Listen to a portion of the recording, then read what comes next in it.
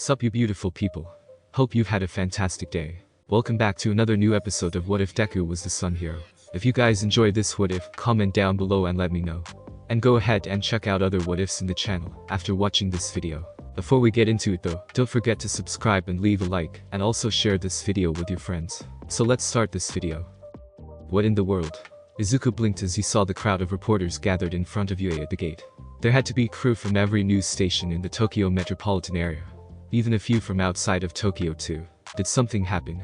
Toga wondered as she and Izuku walked closer to UA's gate, hand in hand. What's it like to have All Might as a teacher?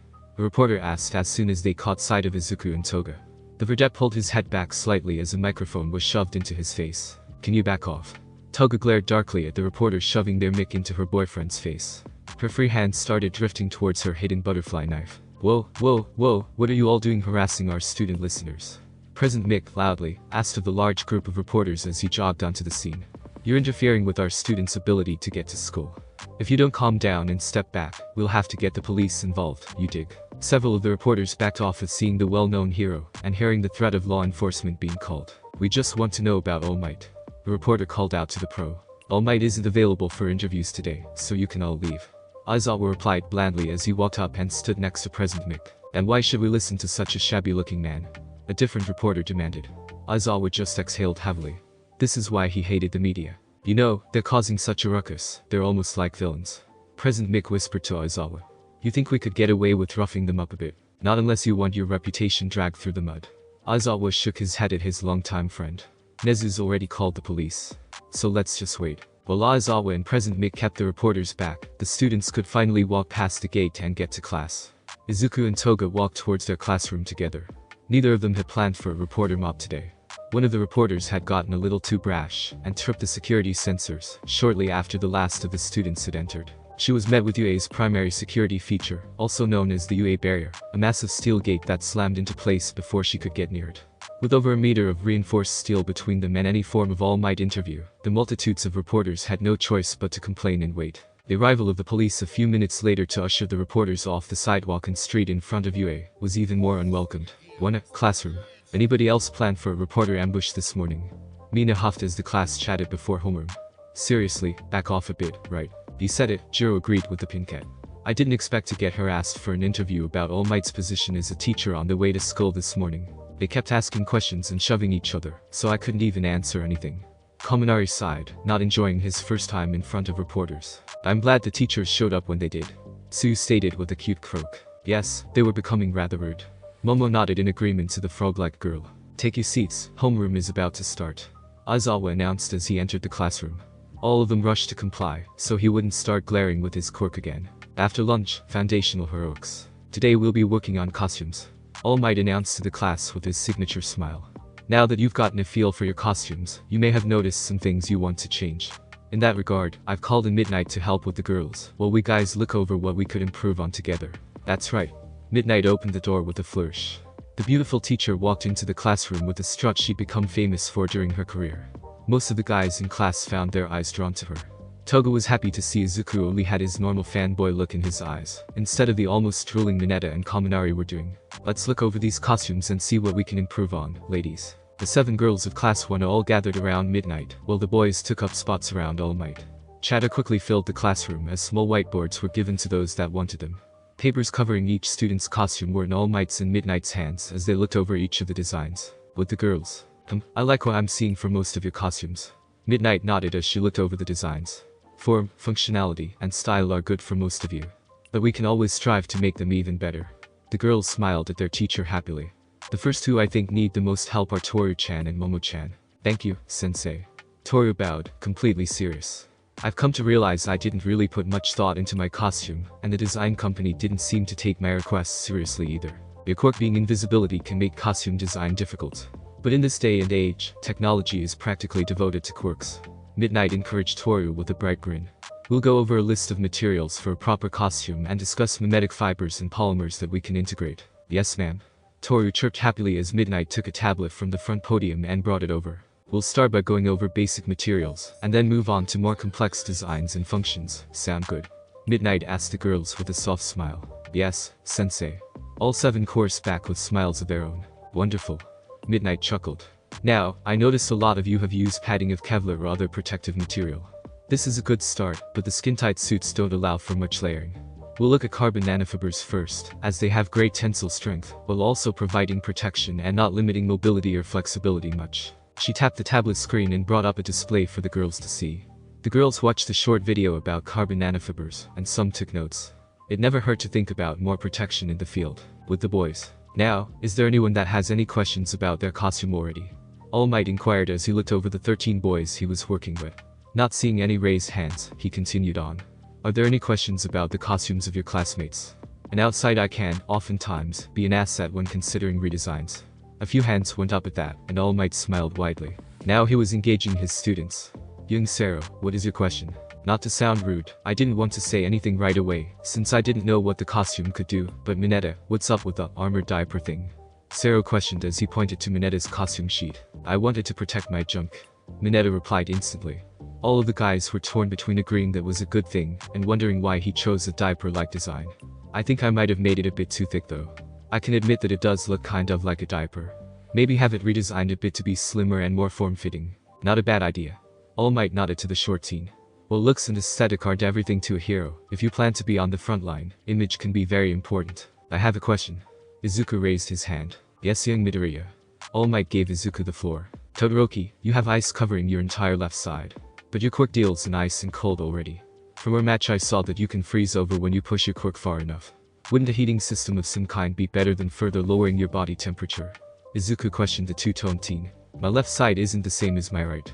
Was Todoroki's response, delivered in the same flat tone Izuku remembered from their matchup. Different how?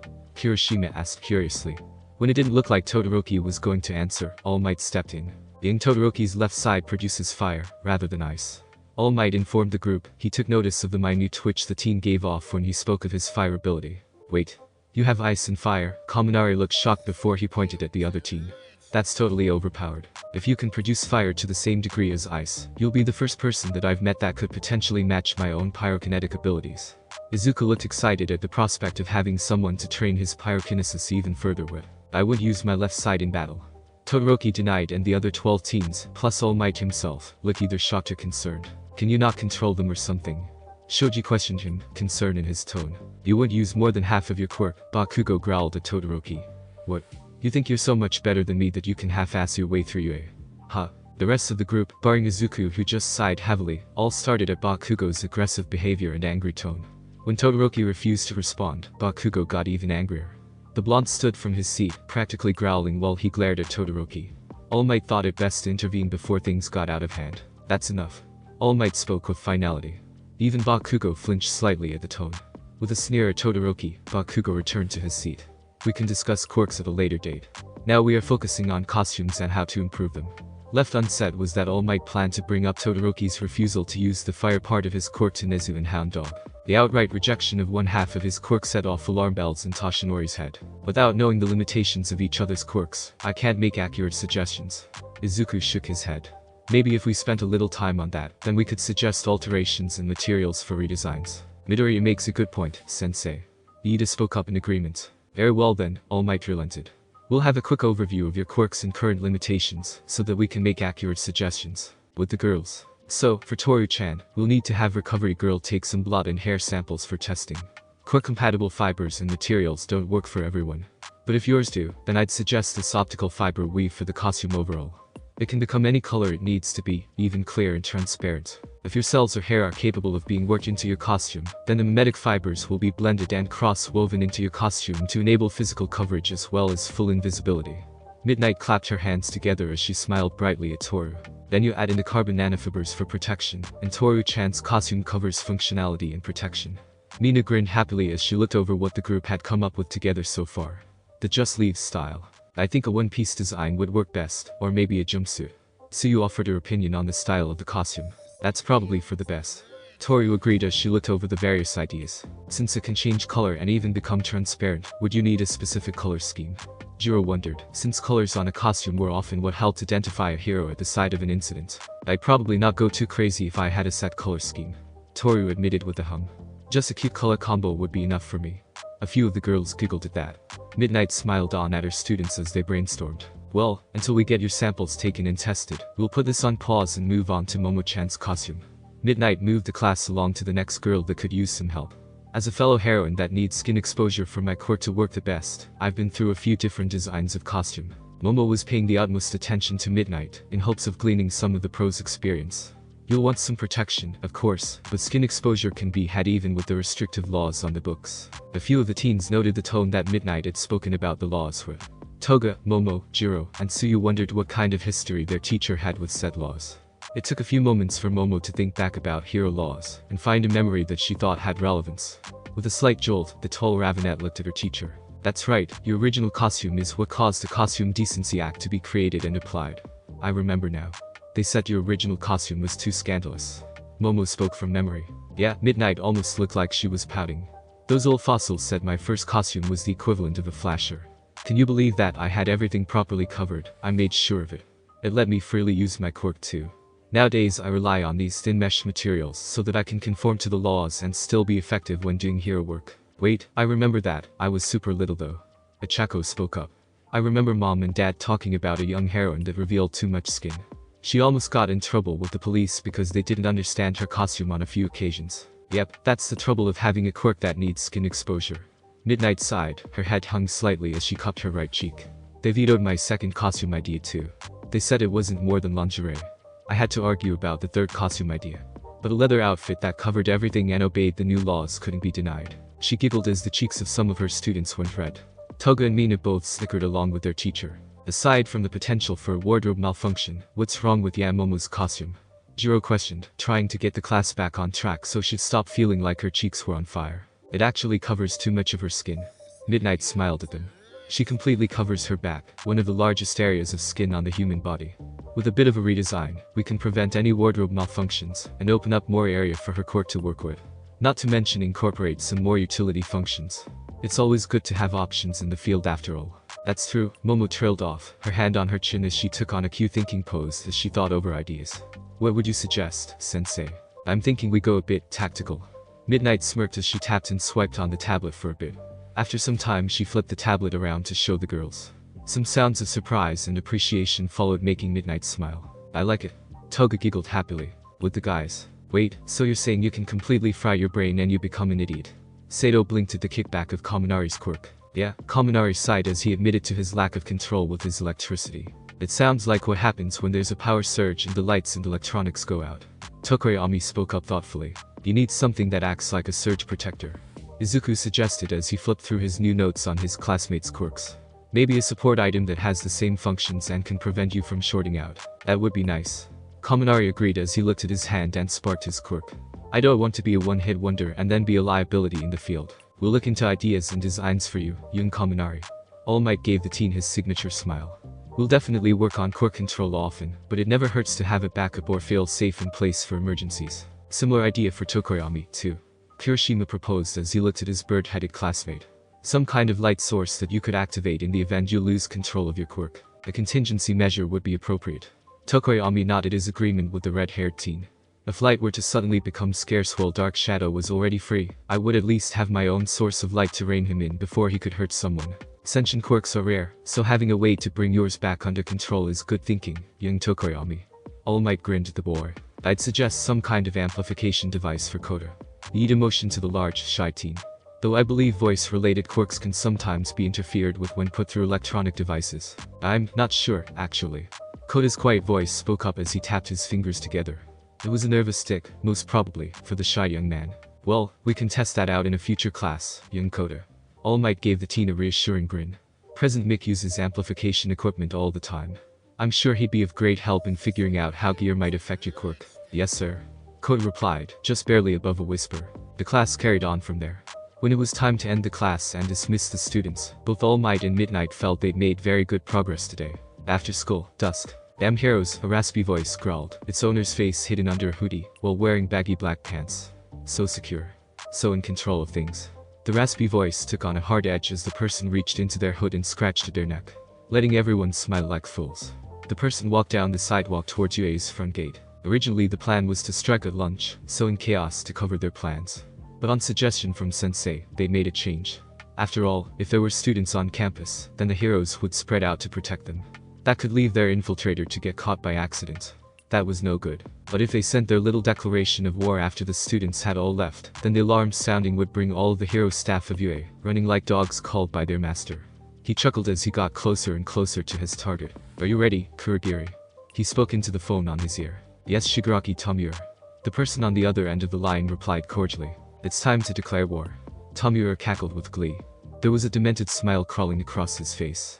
It's time for you heroes to realize that you're not so secure after all. With that, he stepped into the sensors range at the main gate of UA High School. An alarm went off immediately. The blaring was followed by the UA barrier slamming closed for the second time that day. With a twisted smile on his face, Tomura reached out and touched the reinforced steel gate with all 5 fingers of his right hand. The steel began to corrode. Rust seemed to spread like a wave across the metal. Tomura grinned as the impenetrable UA barrier crumbled away into a cloud of rust. Quick as a blink, he bolted across the empty street and down into the forest that led into the town below. As soon as he was out of sight, a black-purple cloud swirled into existence and he ran through it. Welcome back, Shigaraki Tomura. A person, seemingly made of the fog-like material, welcomed the hoodie-wearing man. Hurry up and carry out your part of the plan, Kurogiri. Tomura snapped at the suit-wearing person. Of course. Kurogiri's black-purple fog swirled around him and then shrank into itself until nothing remained. At UA. What the hell is this? Aizawa questioned as the entire staff stared at the destroyed gate. Nothing but rusty dust remained of the barrier now. We're not sure. Vlad King replied to his fellow homeroom teacher. The cameras caught a man in a hoodie and black pants, tripping the alarm and destroying the gate with a touch.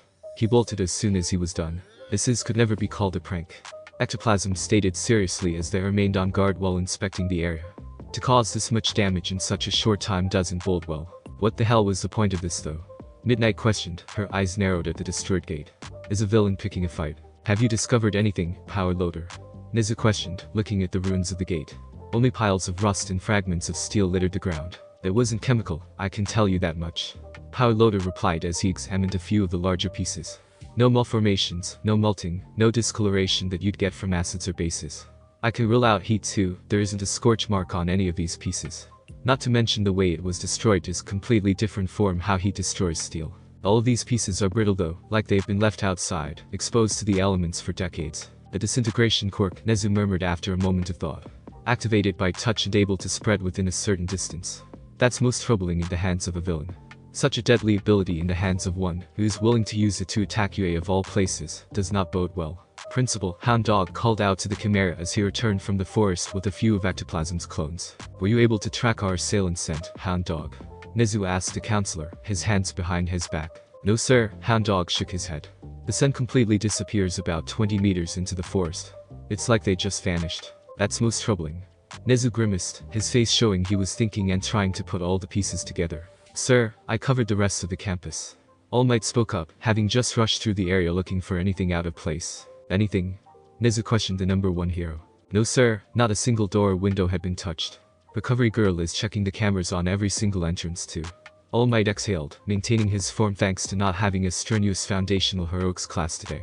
I've met my fair share of audacious villains, but I've never met one that just ran away after causing so much destruction.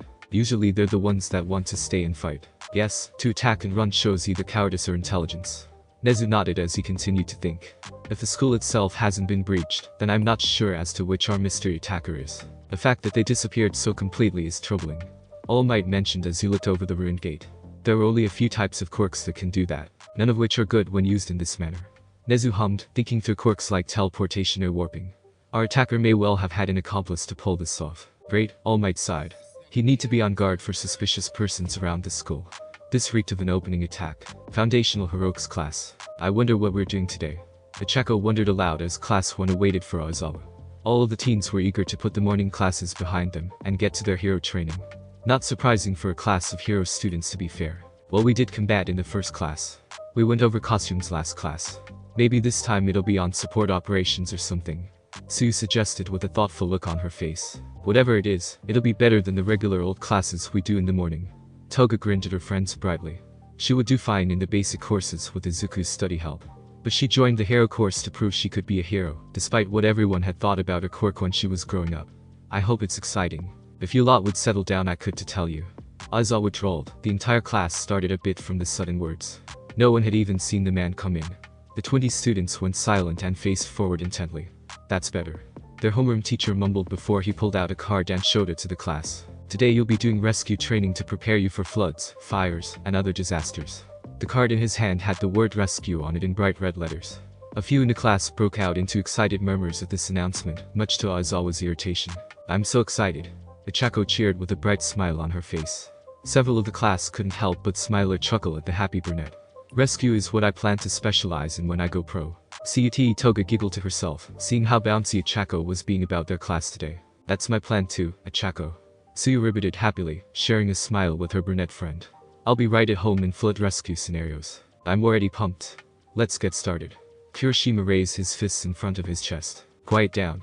Aizawa commanded as he activated his quirk, causing his eyes to glow red, and making his hair levitate noticeably.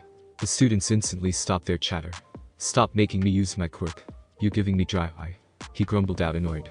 He pulled out eye drops and applied them. "Now, it's up to you to choose whether to wear your costume or not. Some of them may not be suitable for certain scenarios.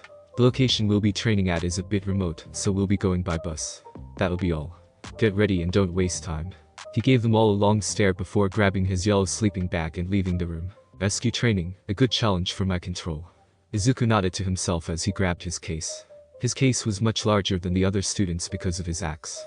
The verdette's gaze sharpened with determination as he headed for the boys' locker room along with the rest of the guys. In short order, Class 1 was changed into their costumes and getting onto the bus. Toga quickly pulled Izuku into the back and cuddled up to him. Izuku could only smile fondly at his girlfriend and indulge her a bit by pulling her into his side and letting her snuggle, patting her with a smile. The two chatted quietly about the upcoming training. Most of the girls, mostly Toru and Mina, cooed at the cue display. "We're here. Look sharp now." Aizawa slipped out of his sleeping bag with practiced ease as he stood up and led the class off the bus. A few minutes later and everyone was off the bus and walking into the massive dome-shaped building. When they saw everything that was inside the building, most of the students let out excited exclamations. "Holy crap! Are we at Universal Studios Japan?" Kaminari questioned gleefully, making several others turn and deadpan at him. "Not quite." A voice, that seemed like it was being heard through a speaker or old radio, called out to the group. Ichako perked up as the group turned to face the speaker. "There's the flood zone, the conflagration zone, the landslide zone. Every disaster you can imagine." The woman speaking wore a very puffy astronaut-styled suit and yellow shoes. Her arms were held wide as if to welcome them all. "Oh?" Izuku exclaimed, his eyes bright as he recognized the hero. It's Space Hero 13. She's one of the top-rated rescue heroes in Japan. Toga couldn't hold in her giggles at seeing Izuku fanboy over pro again. "I love 13. Ichako was bouncing up and down in excitement, her brown eyes sparkling as she looked at the pro.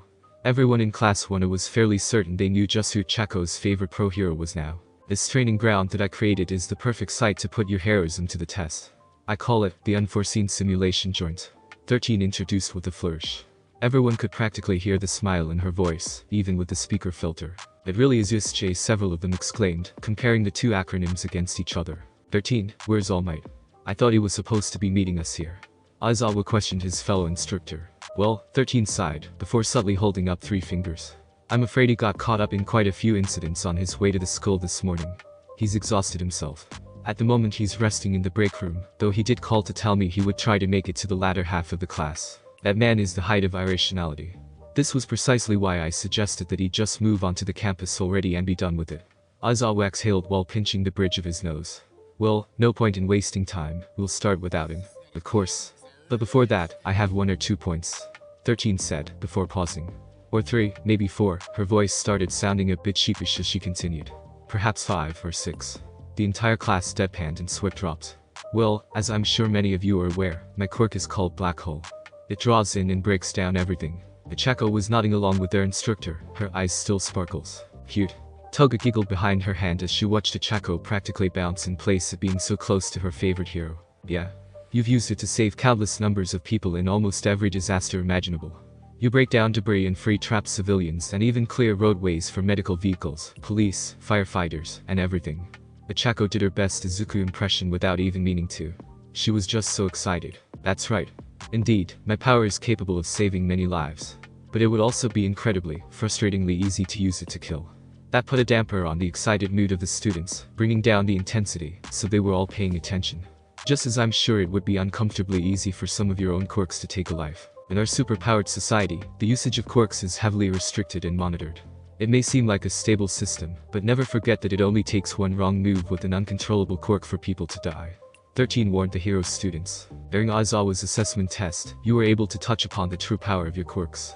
With All Might's person-to-person combat, you experienced the danger of using your quirks against other people. Today will be a different story. Today you shall learn how your powers can be used, not in combat, but to save lives instead. The space-themed hero had her arms spread wide, as if to indicate the hull of the USJ behind her. Before 13 could continue, the lights all over the dome began to flicker strangely. Everyone looked around in confusion at the odd phenomenon. Kairomaru, an electric quirk user, blinked and tilted his head at the lights. He recognized the signs of fluctuating electrical output due to practicing with his quirk growing up. What's going on? Aizawa questioned as he took charge. His students were his first priority in the event anything unplanned happened. Something's gone wrong with the power. 13 sounded confused as she looked up at the flickering lights. It was his experience that drew Aizawa's attention to the small distortion forming down in the plaza. The underground hero glared at the anomaly as he reached into his scarves to pull up his goggles. The black, smoke-like hull tinged with dark purple had formed in the center of the plaza. Two glowing yellow eyes appeared and seemed to glare at the surroundings for a moment. The smoky mass expanded outwards, swirling whiter and whiter before a hand emerged from within. Another hand emerged to join the first, almost like they were pulling apart a curtain. What emerged was a man's head. But there was nothing normal about it at all. He had what appeared to be severed hands covering his body. On his arms, around his neck, and even on the front and back of his head. The one on his face was acting as a macabre version of a mask. Between the fingers of the hand mask, a demented red eye glared hatefully at them all. Then, before the eyes of both teachers and all 20 Hero Course students of Class 1A, more and more people started coming through the black-purple smoke. Each one of the emerging people had one thing in common, a malice in their gaze that promised violence. This isn't part of the class, is it? Kirishima questioned as they beheld the large group coming from the smoke-like portal. No? Aizawa stated flatly, his tone dead serious. Those are villains. No way. Why would villains break into UA? Every teacher is a pro-hero. That doesn't make any sense. Mineta cried out in panic. 13, aren't there intruder sensors here? Momo asked the pro. Of course, there are. But they're not activating. I'm even using the manual override. 13 revealed the small device in her hand. It was a control for the USJ systems. The touchscreen was filled with a single message. System not responding. Kairomaru, try to reach the school with your personal communicator. Aizawa instructed as he partially unwound his capture scarves. Yes, sir. Kairomaru nodded as he tapped the device on his ear. Ow, damn it. The blonde exclaimed a second later as he practically tore the communicator off his ear. Even from a distance everyone could hear the horribly loud shrieking of feedback interference coming from the device. They've jammed the frequencies. He called out as he held his ringing ear. I doubt they snuck into the main campus as well. They picked the perfect time to attack here, with the fused pros and multiple targets. They clearly have an objective and have brought in Quirks to reach that objective, which includes someone capable of jamming outgoing signals.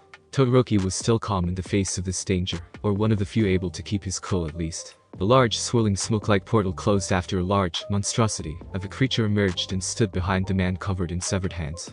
Before anyone could move though, the man covered in the severed hands spoke loudly for all to hear. Ha, this is strange. The man spoke with a raspy voice.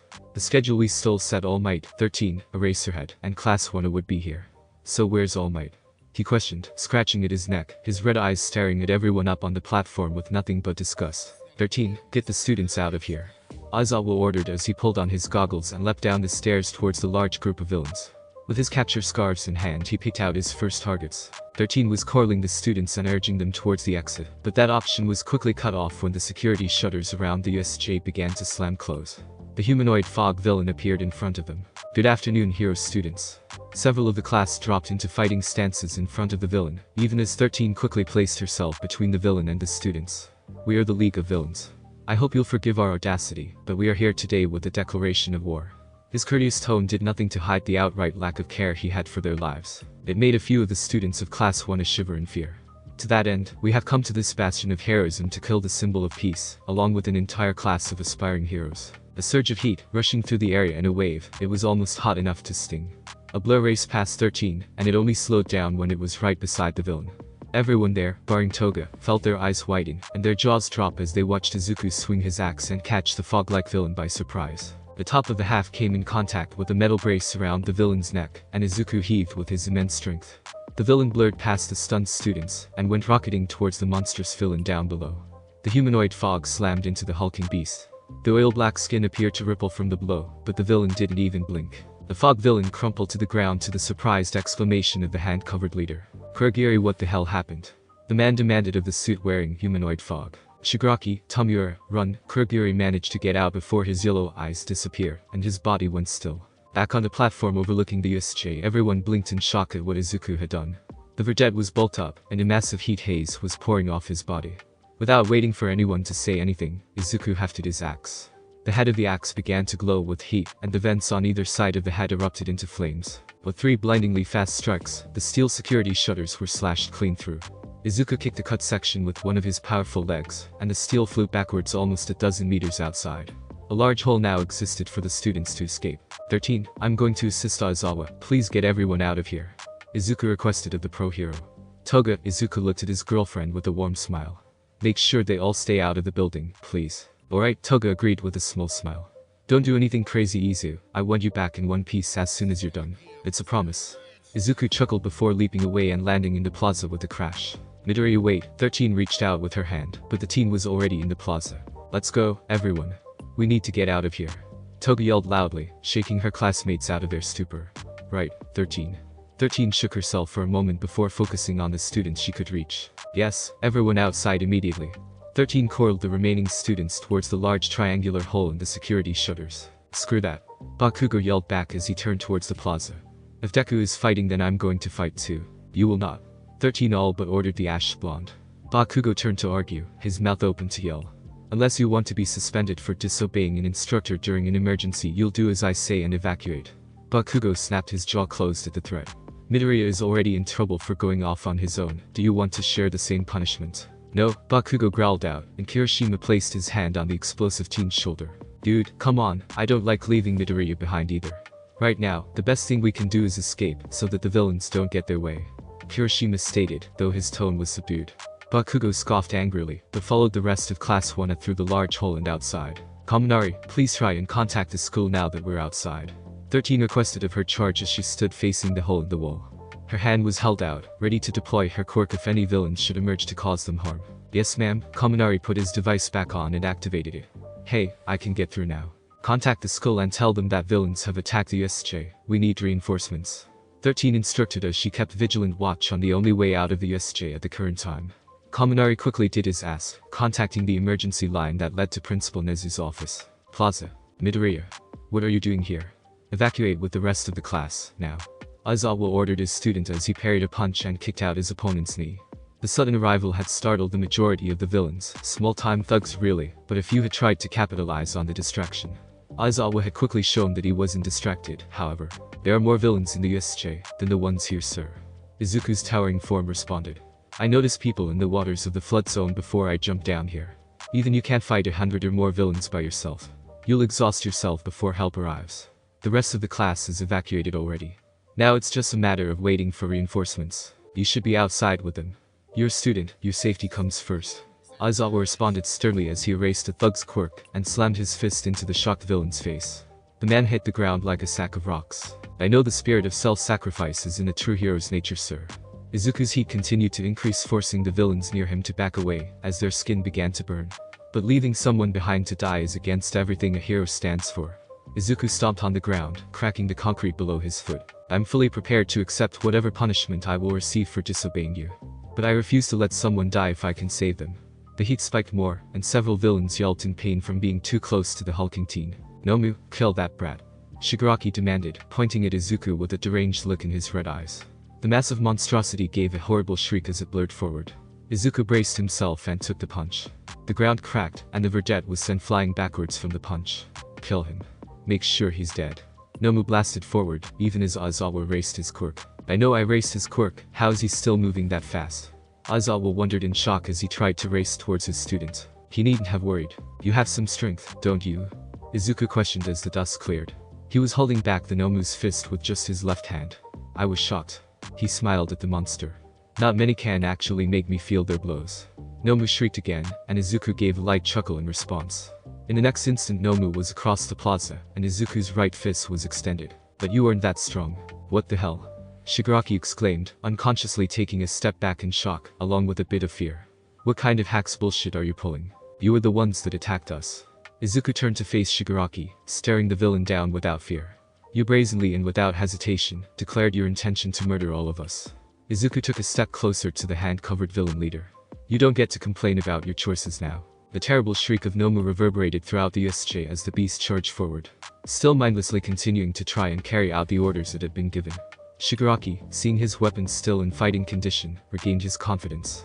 As the two powerhouses clashed again, sending a shockwave from the point of their collision, the villain spoke up. "You got lucky with that last punch, brat," Shigaraki declared with a laugh. Eraserhead was nullifying Nomu's quirk, but your fists can't do anything to his shock absorption.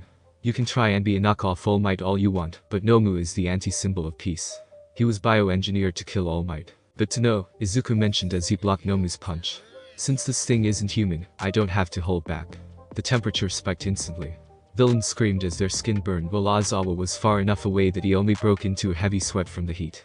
The villains ran away from the blazing teen and the bioengineered weapon as they continued to clash. "You can punch him all you want.